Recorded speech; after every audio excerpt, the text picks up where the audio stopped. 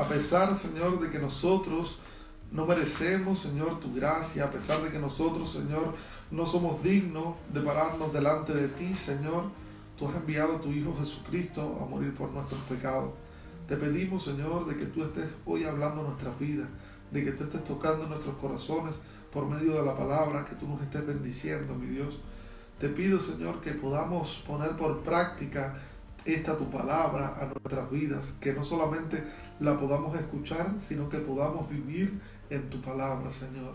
Te pido que toques mi vida, Señor, y que me ayudes, Señor, a poder transmitir la verdad de tu palabra y que tu palabra pueda llegar a los corazones de cada una de nuestras vidas. En el nombre de Jesús te damos gracias. Amén.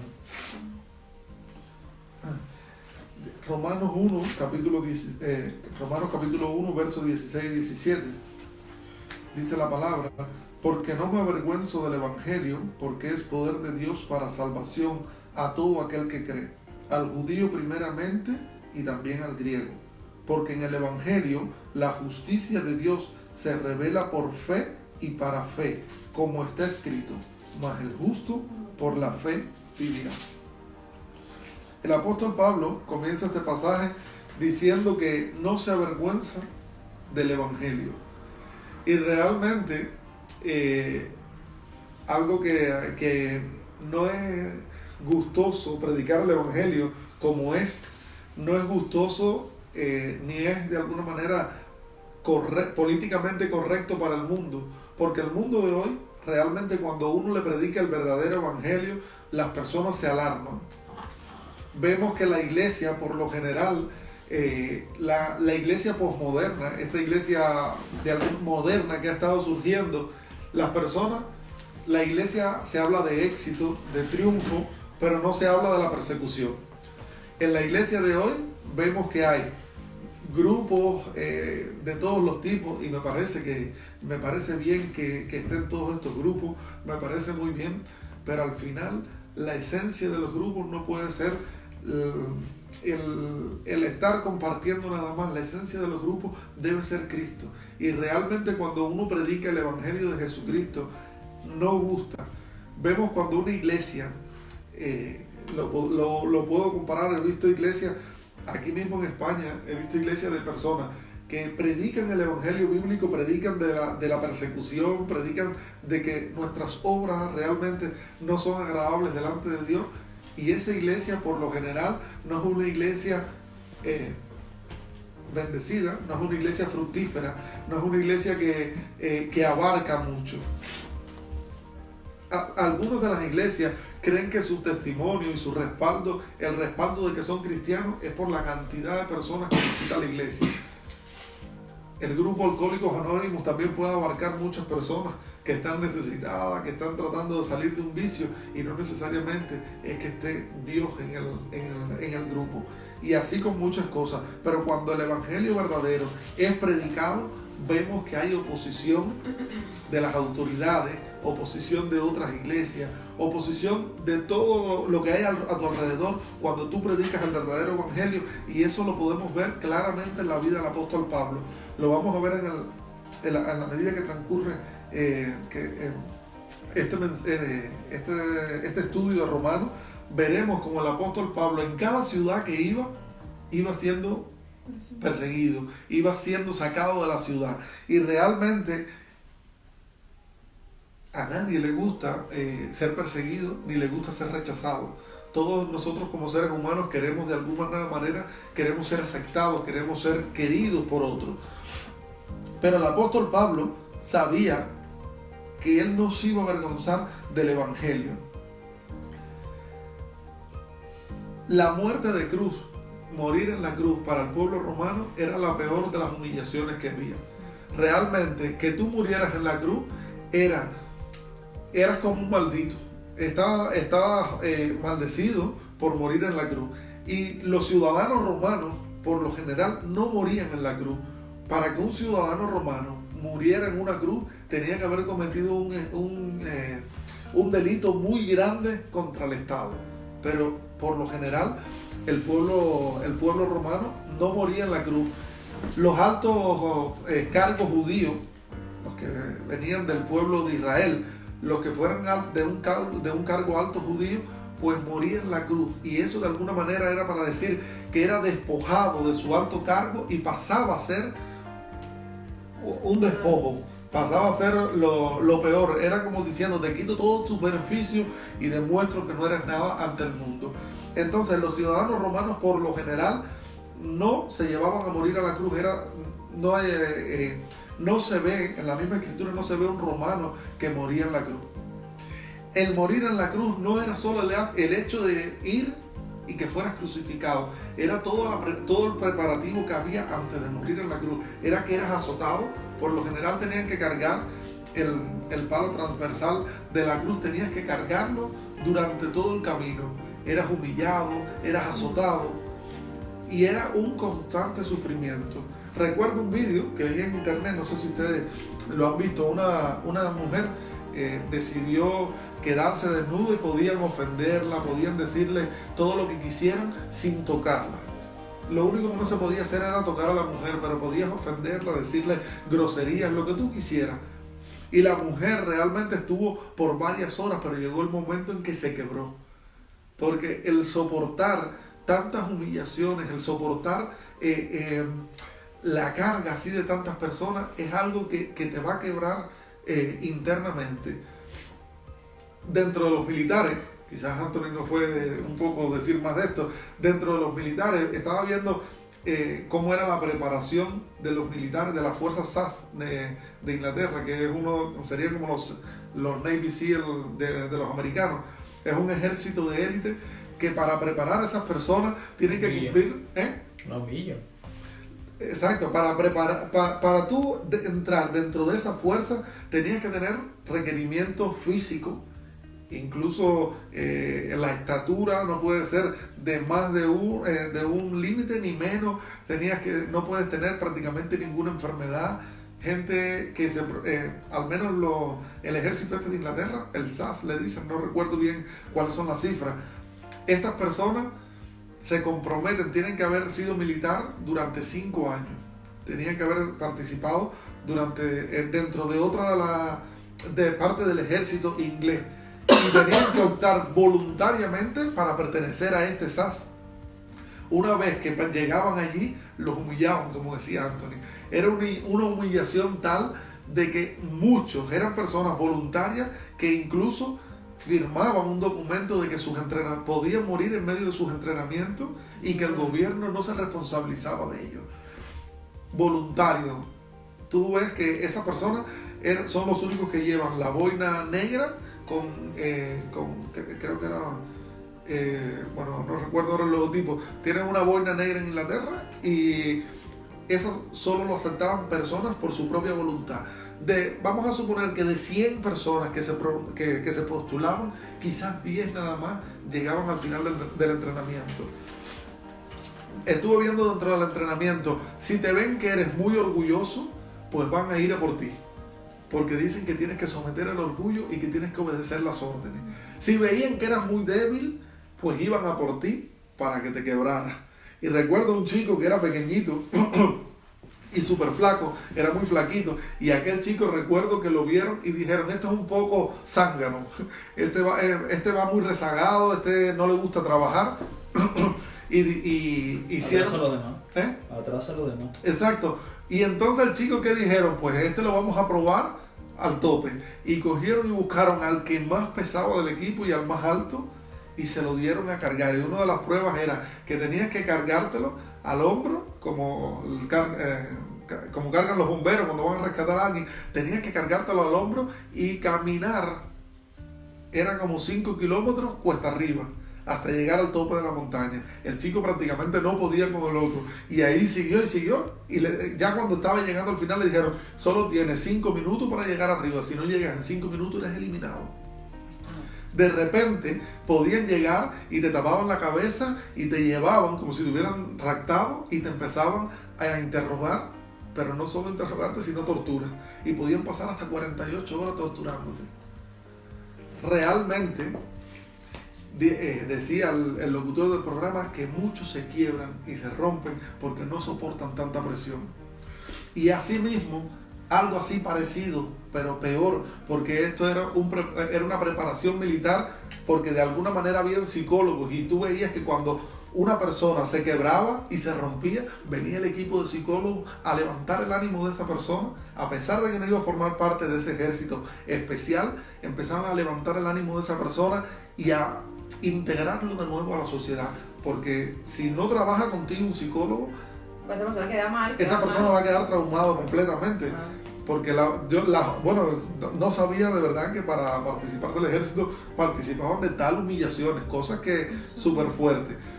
Y trabaja un psicólogo con esa persona para poder reintegrar a esa persona, para que esa persona no se siente frustrado. Imagínense cómo fue Cristo, que tuvo que cargar la cruz, soportar el oprobio al punto de quebrarlo, que muchos quizás no soportarían esas humillaciones constantemente.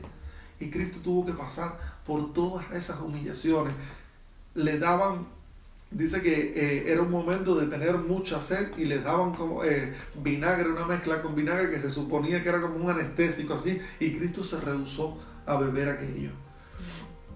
Es una humillación fatal. Ahora, que una persona haya sido de tal manera humillado así y después llega a morir a la cruz, y cuando muere en la cruz no solo bastaba allí, sino que estaba todo el pueblo mirando allí a la expectativa de Jesús. En la cruz por lo general ponían la causa por la que moría, por la que morían las personas, y a Jesús le pusieron el rey de los judíos, porque sabemos que Jesús vino primeramente a los judíos. Aquí lo vemos en el mismo evangelio, dice aquí mismo en el versículo 16, porque no me avergüenzo del evangelio, porque es poder de Dios para salvación a todo aquel que cree, al judío primeramente. Jesús vino primeramente al pueblo de los judíos.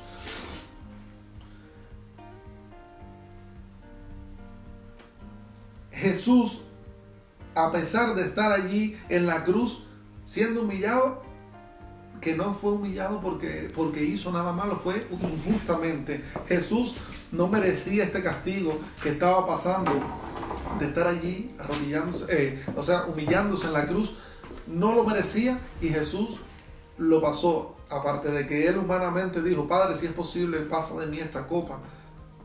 Pero el Señor no le permitió, porque era la única manera que teníamos nosotros de poder entrar a la presencia de Dios. Era la única manera. Jesús, que no cometió pecado, Jesús, que nunca había fallado, tuvo que morir y ser entregado. El apóstol Pablo, recuerdo allí también en la cruz, cuando Jesús estaba en la cruz, todos los apóstoles que hicieron, todo el mundo se alejó. Y Pedro, aquel que había dicho: Señor, yo no te negaré. ¿Qué pasó? No. El Señor le dijo, después de que el gallo cante 3 veces, tú me vas a negar. Y Pedro lo negó, y los demás apóstoles corrieron por su vida. Pero el apóstol Pablo aquí sí dice: no me avergüenzo del evangelio. Y el apóstol Pablo podía decir: yo niego el evangelio. Si alguien pudiera decir, o sea, no es que el apóstol Pablo podía, pero si alguien pudiera decir que se arrepentía, que podía negarse,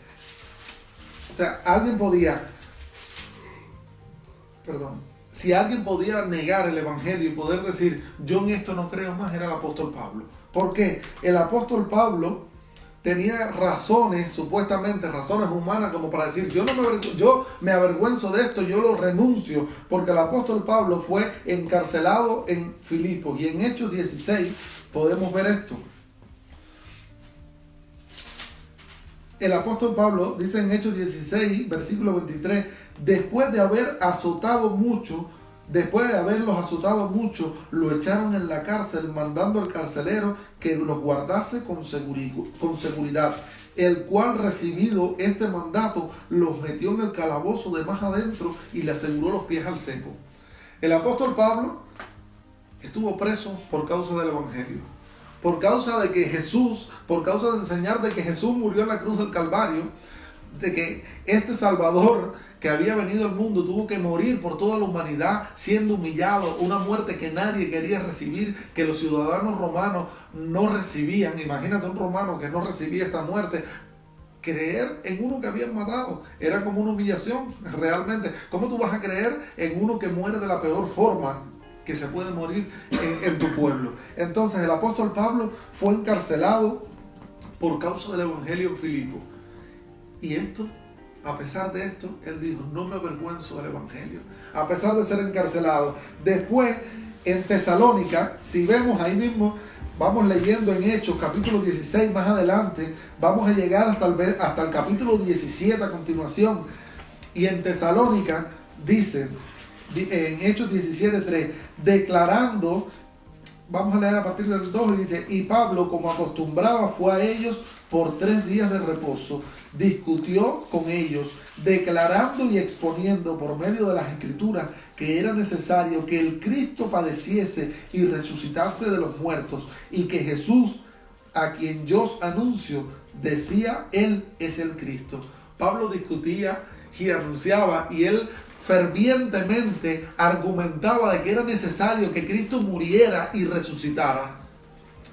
Pablo lo defendía a pesar de que esto le podía costar la muerte, al punto de que dice en el verso 5 que entonces los judíos que no creían, teniendo celos, tomaron consigo algunos ociosos, hombres malos, y juntaron una turba, alborotaron la ciudad y asaltando la casa de Jasón, procuraban sacarlo al pueblo. Realmente los judíos teniendo envidia, los judíos que pedían señales, los judíos pedían de un salvador una señal. Los judíos no esperaban un rey que viniera a salvarlos de sus pecados. Ellos realmente lo que querían era un rey que viniera a imponer un reino físico. Pero nuestro reino, el reinado de Cristo, nosotros creemos en un Dios que no viene a implantar un gobierno en este mundo. Nosotros no nos importa los que cambien reyes y que cambien presidentes, porque mientras más loco esté todo esto, es el momento de decir, nuestra salvación está cerca, el Señor está más cerca de venir por su iglesia. Y Pablo, los judíos, pues se pusieron a alborotar y empezaron a buscar la gente, los malandros, empezaron a buscar la gente mala del pueblo para alborotar la ciudad, y tuvieron que coger y sacar a Pablo de Tesalónica.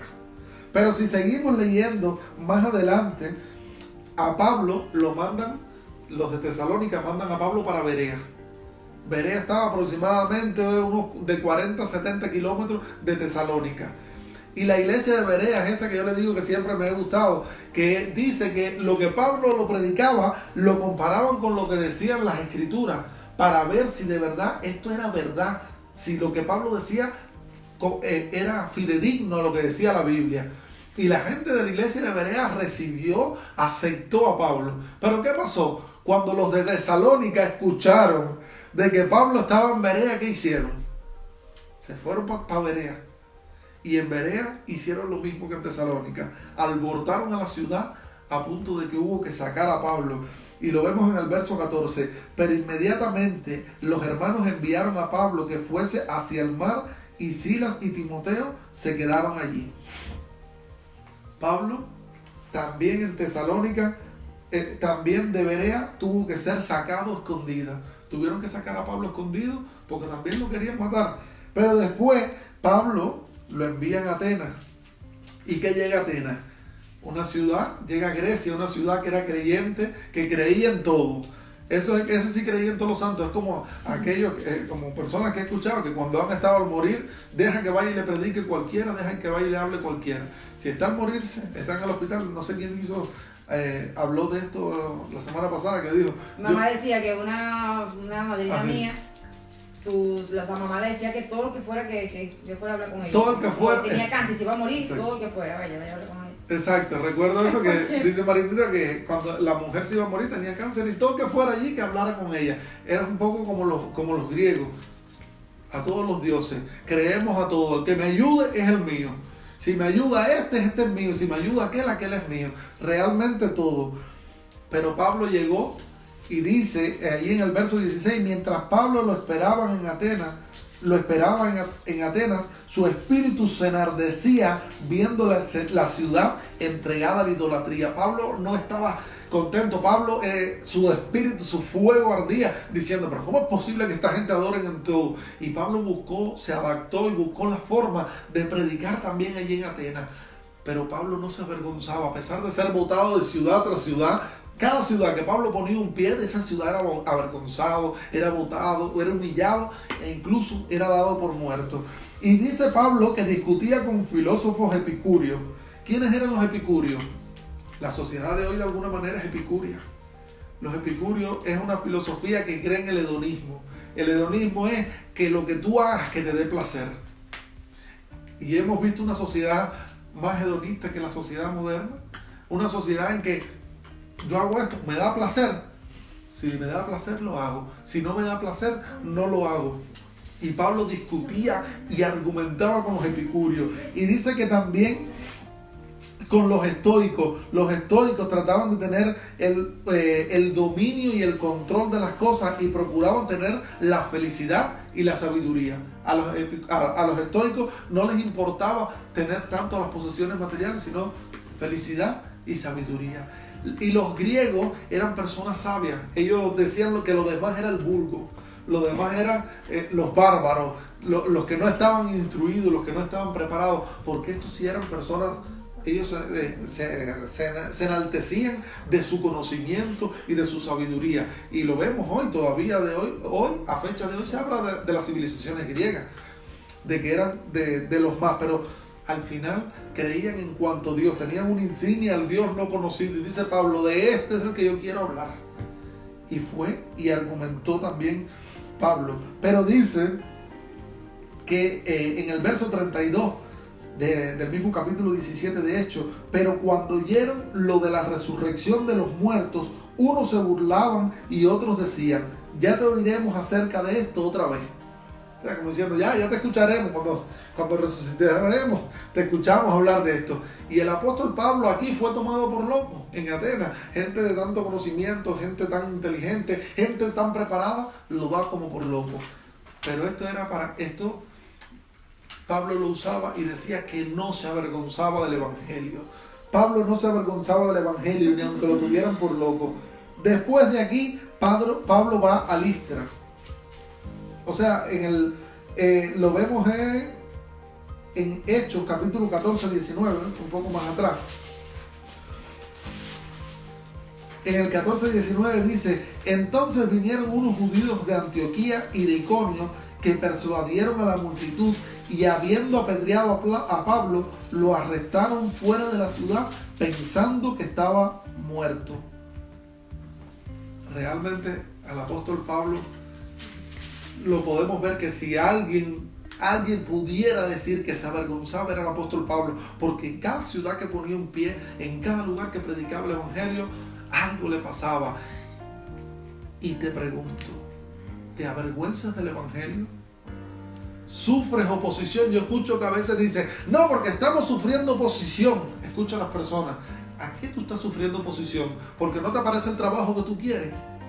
He escuchado personas decir esto, no, porque sufro tienes una oposición del enemigo en tu vida, porque no te llega el trabajo que tú quieres. Eso no es oposición. Esas son cosas normales de la vida en medio de este mundo. Oposición es eso, que cuando donde quiera que tú seas, que vayas, donde quiera que tú vayas a anunciar el evangelio, vas a ser perseguido, vas a ser mirado por loco. Y eso es lo que pasa en la sociedad de hoy. Cuando predicamos el verdadero evangelio, ¿qué pasa? Estos están locos. Yo recuerdo, muchas familias van contra ti. la familia, y la misma escritura lo dice, se mirará padre contra hijo, hijo contra madre, y no importa quién sea, aunque le quiera y todo.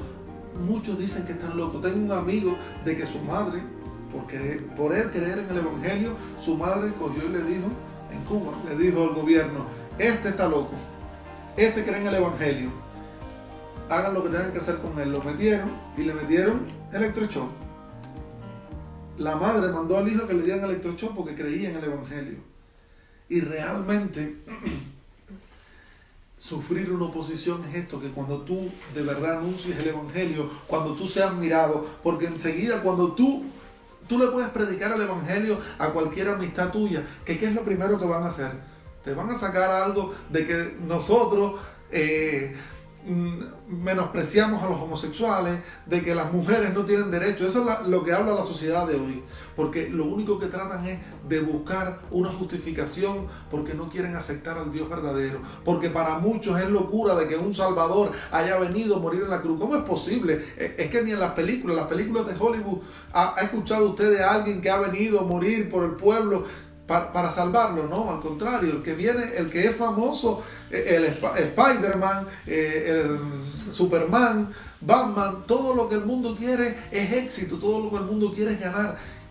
Y el apóstol Pablo, la ganancia de él, dice que era que estimaba todas las cosas que tenía como pérdida por la excelencia del conocimiento de Cristo. Y decía, para mí el vivir es Cristo y el morir me es ganancia. Para él la ganancia era estar cerca del Señor. Eso era lo que para el apóstol Pablo era ganancia. Y realmente cuando uno predica el evangelio verdadero, las personas se asombran y buscan una justificación porque no quieren recibir el verdadero evangelio, porque le parece locura. Y dice la palabra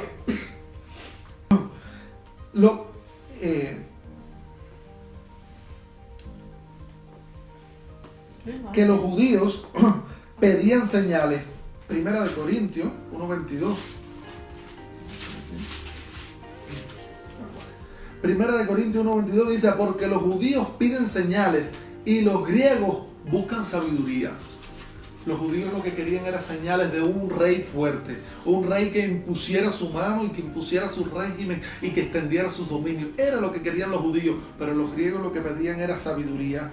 Y es una locura, de verdad es una locura, que una persona que viene, muere y es humillado de la peor manera que puede humillarse una persona. ¿Cómo es posible que venga a salvarte? ¿De qué te va a salvar?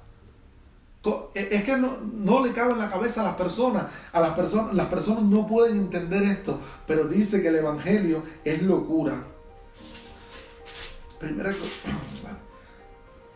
Dice en 1 Corintios 1, dice 18, porque la palabra de la cruz es locura a los que se pierden, pero a los que se salvan, esto es a nosotros, es poder de Dios.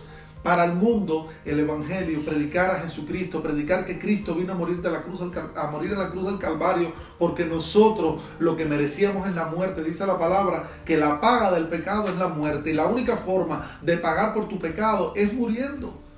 Pero Dios, un Dios justo, un Dios santo, no puede aceptar nuestra vida como muerte. No hay nada que podamos hacer. Nosotros no podemos morir. Nosotros no podemos decir ahora, voy y muero, voy y hago buenas obras para ganarme el favor de Dios. El favor de Dios no te lo puedes ganar con ninguna buena obra.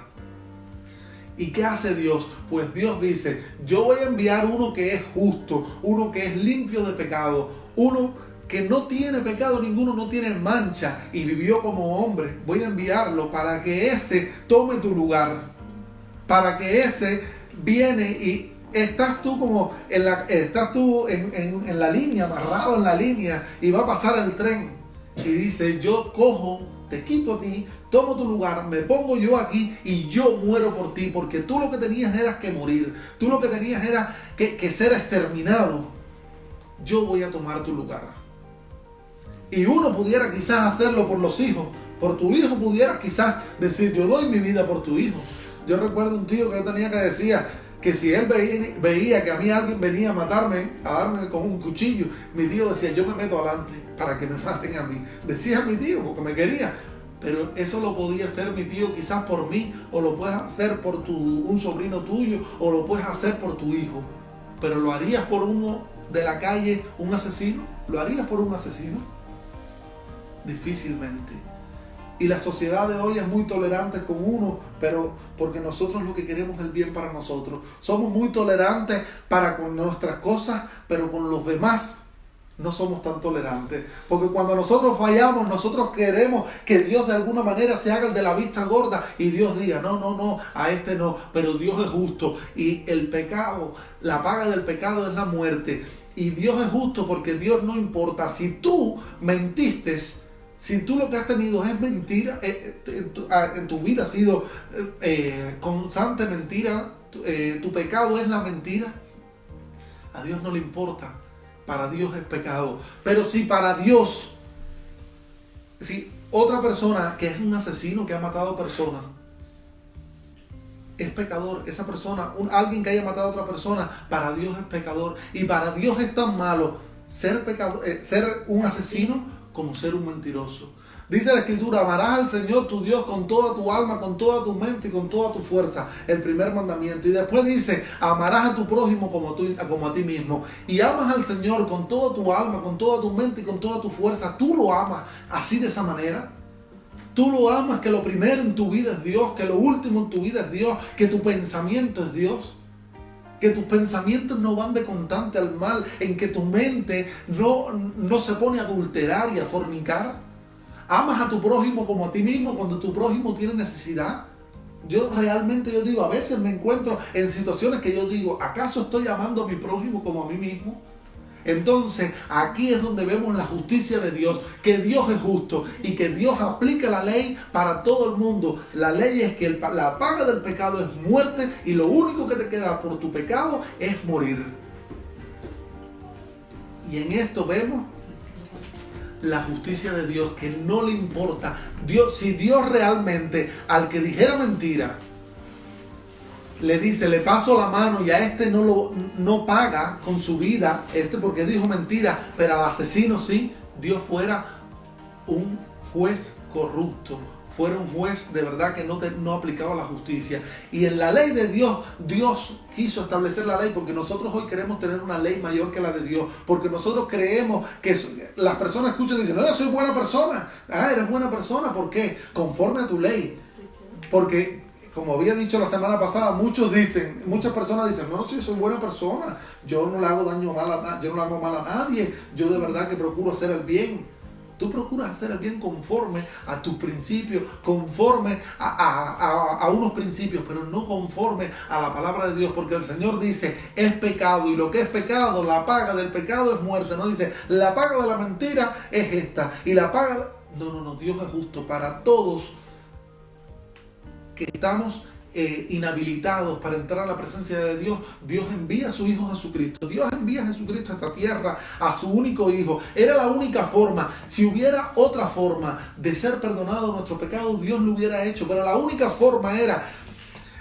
forma de ser librados de la ira de Dios, de esa ira que tiene Dios contra el pecado, de que hay que pagar con la muerte, la única forma de ser librado de eso es por medio de Dios mismo. El único que te puede librar de Dios es Dios mismo. Y para eso tenía que enviar a Dios Hijo, tenía que venir el Hijo a morir, aquel que fue sin pecado, y cargar todo el peso de tu pecado y llevarlo Él delante de Dios. Hay muchas personas que dicen, claro, que yo no me merezco, yo soy pecado, o sea, claro, porque todo viene de la muerte de Adán, ¿no? Cuando de ahí empezó todo el pecado. Y hay gente que dice, pero ¿por qué? Si yo no tengo culpa que Adán haya pecado, ¿no? Hay gente que dice así. Hay muchas personas que dicen así, no, porque Adán pecó, pero ¿y hoy tú no pecas? A diario. Porque si el Señor dice, amarás al Señor tu Dios con toda tu alma, con toda tu mente y con toda tu fuerza, ¿por qué no lo amas de esa manera? ¿Por qué no amas a tu prójimo como a ti mismo? Y muchas veces somos egoístas y nosotros no amamos a nuestro prójimo como nosotros mismos. Dentro de eso no se escapa nadie. Nadie se escapa de amar a su prójimo como a él mismo. Porque va a haber un momento en que tú eres hedonista, en un mundo que tú quieres placer y que no te importa que tu placer menosprecie al de otro, menosprecie a otra persona. Realmente Adán pecó, pero ¿por qué pecamos nosotros hoy? Porque Adán pecó en aquel momento, pero tú también eres pecador. Y hay una canción que me gusta que dice, yo también clavé al Señor en la cruz, porque yo con mi pecado clavo al Señor en la cruz. Así que no es justificación de decir, ¿pero por qué? Porque Adán pecó. Porque también nosotros somos pecadores como Adán. Porque nosotros somos hijos de Adán. Y en nuestra carne humana, en nuestra pecaminosidad, vamos a ir a fallar. Y a veces dicen, ¿y tú no eres pecador? ¿Estás en la iglesia? Sí, yo también soy pecador. Y yo también fallo. Pero el problema es que yo soy acepto por la fe en el Hijo de Dios. Y dice, allí en Romanos, en el 17, dice, en el 16, porque no me avergüenzo del Evangelio, porque es poder de Dios para salvación. El Evangelio es poder de Dios para salvación, no para milagro, no para profecía, no para hablar en lengua. El Evangelio es poder de Dios para salvación. Poder de Dios para salvación. El poder de Dios es se muestra en la salvación, en que Dios envió a su Hijo, en que nosotros siendo pecadores, viene su Hijo, siendo humillado, muere, y no que muere nada más, sino que resucita. Y eso hay que creerlo por fe, aunque no tenga lógica, porque el Evangelio, dice que el Evangelio es locura para los que no creen, pero es salvación para nosotros, para los que hemos decidido creer en el Señor. Bueno, la gente como tú dices, es locura porque claro, dicen que cómo va a ser posible que una persona que vino aquí se murió en la cruz, o sea, como no creen, o sea, es locura. Y ellos no lo pueden entender. El mundo hoy no puede entender eso porque realmente es que es una cosa absurda, pero los que Dios ha llamado, aquellos a los que Dios se le ha revelado, lo entienden. Y dice la Escritura que lo vil y menospreciado del mundo escogió Dios para hacer a los sabios necios. Porque Dios escogió a aquel que no servía, aquel que realmente es basura. Dios lo escogió para que fuera de verdad glorificado Cristo. El Evangelio es poder de Dios para todo aquel que cree. No porque tú eres judío, no porque tú eres griego, no porque tú eres médico, no porque tú eres nada, no porque tú no puedes hacer nada. Dice la Escritura que nuestras mejores obras en Isaías 64:6 son como trapos de inmundicia. Lo que tú puedas hacer para Dios es trapo de inmundicia. ¿Sabe qué cosa es el trapo de inmundicia?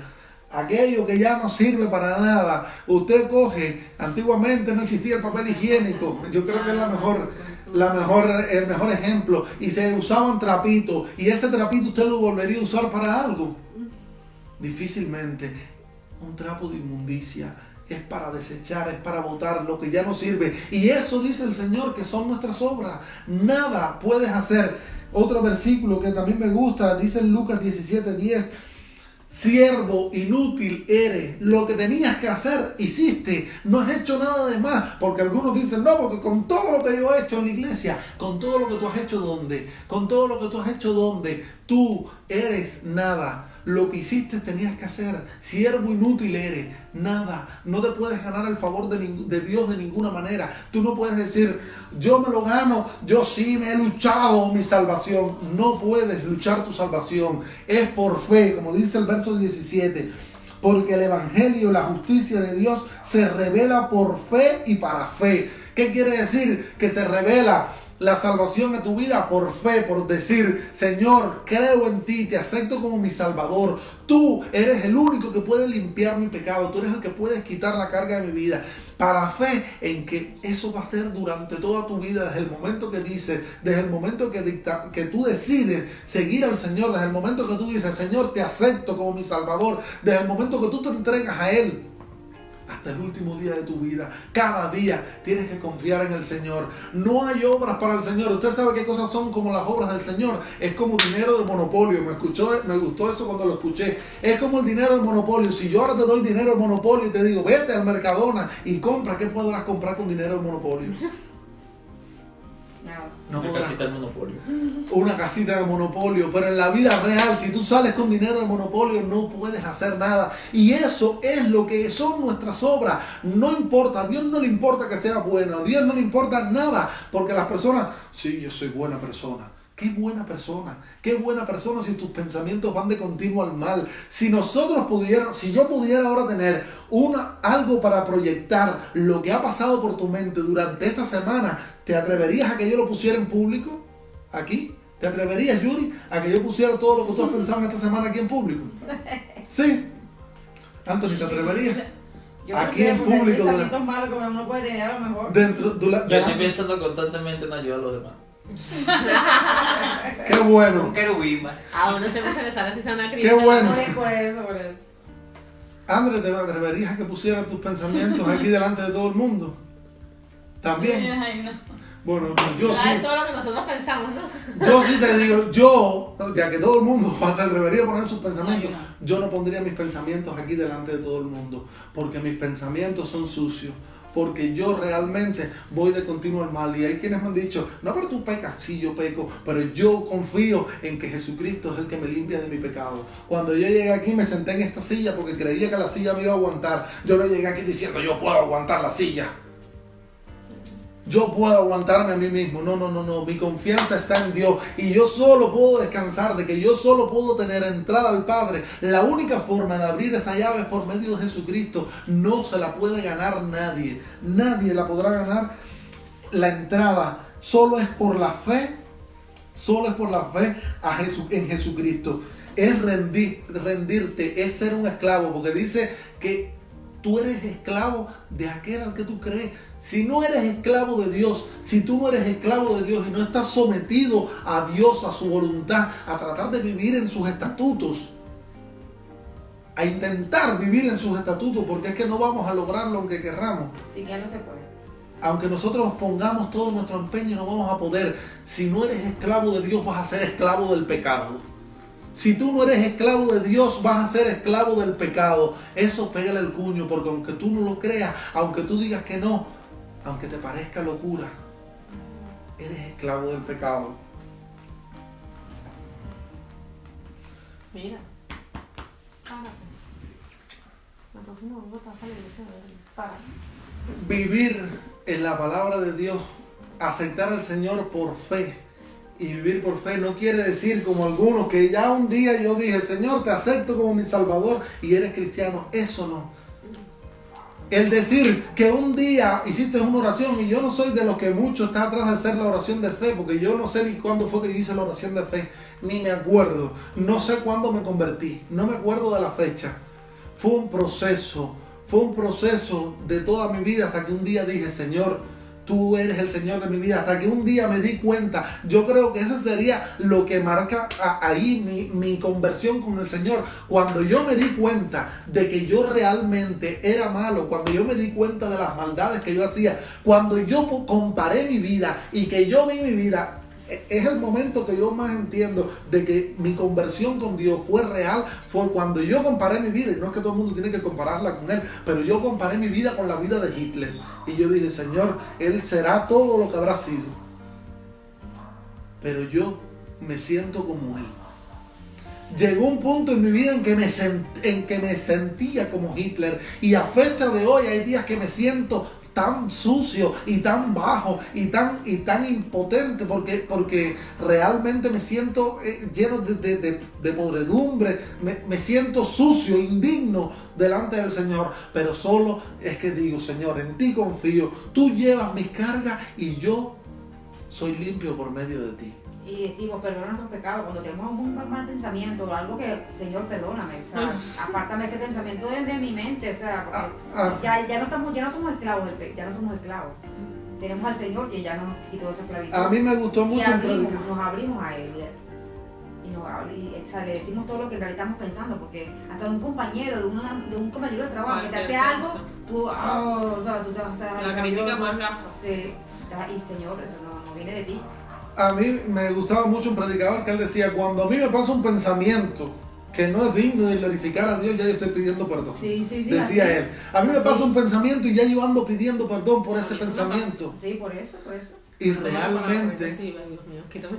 realmente cuando pasa un pensamiento por tu vida, para algunos los podemos controlar, otros no, pero el confiar y vivir en el Señor, porque algunos de verdad que yo digo, yo sé que la salvación yo no me la puedo ganar, yo sé que yo no podría hacer nada para estar en la presencia del Señor, solo es por medio de la fe en Cristo, y solo la fe, solo la fe en Jesucristo es lo que nos puede hacer limpios del pecado. Pero no es como algunos que dicen, sí, yo soy salvo por medio de la fe, y después lo ves viviendo una vida de impío.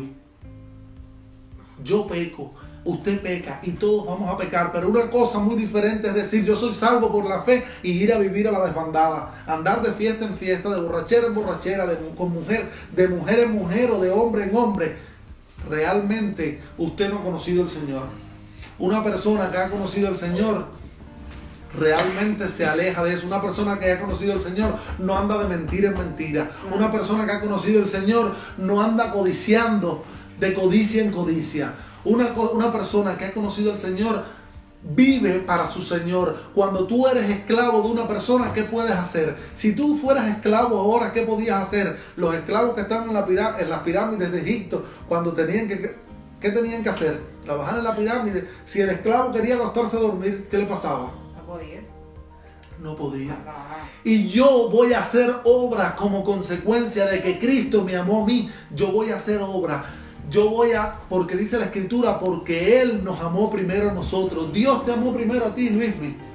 El Señor te amó a ti antes de que tú lo amaras a Él. El Señor me amó a mí primero antes de que yo amara al Señor. Y como consecuencia de que Él murió en la cruz del Calvario, como consecuencia de que Él fue humillado. Y yo digo, Señor, ¿esto quién lo podría hacer? Porque tú puedes hacer, como habíamos dicho ahorita, algo por alguien que tú quieres, pero difícilmente lo haces por el que no quiere.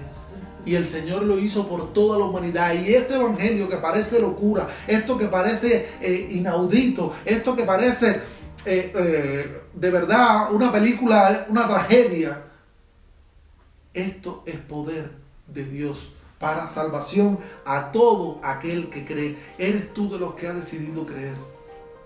¿Eres tú de los que cada día se renueva en el Señor y le dice, Señor, dame fuerza, porque esto no es en mi fuerza, es en tu fuerza, esto es por ti, es por fe en ti?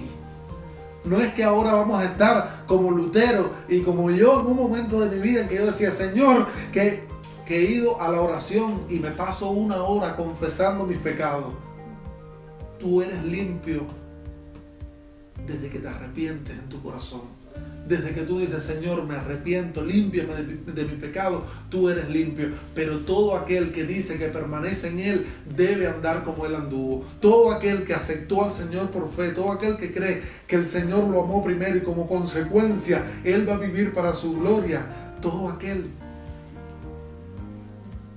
tiene que de verdad vivir de la manera que Jesús anduvo. Y todas aquellas personas que hoy creen que esto es locura, el día de mañana también pueden creer de que esto es poder para salvación. Debemos predicar el Evangelio, debemos anunciar a las personas para, aunque le parezca locura a los demás. El apóstol Pablo, en medio de todas sus persecuciones, donde dijo, no me avergüenzo del Evangelio porque es poder de Dios, dice que muchos se convertían con él y que muchos lo seguían. Y si eran 2 o 3, lo seguían. Pero nosotros es necesario que anunciemos el Evangelio de salvación para todo aquel que cree, porque la manera de llevar el Evangelio es por medio de la predicación, de hablar a las vidas. Amén. Dios te bendiga.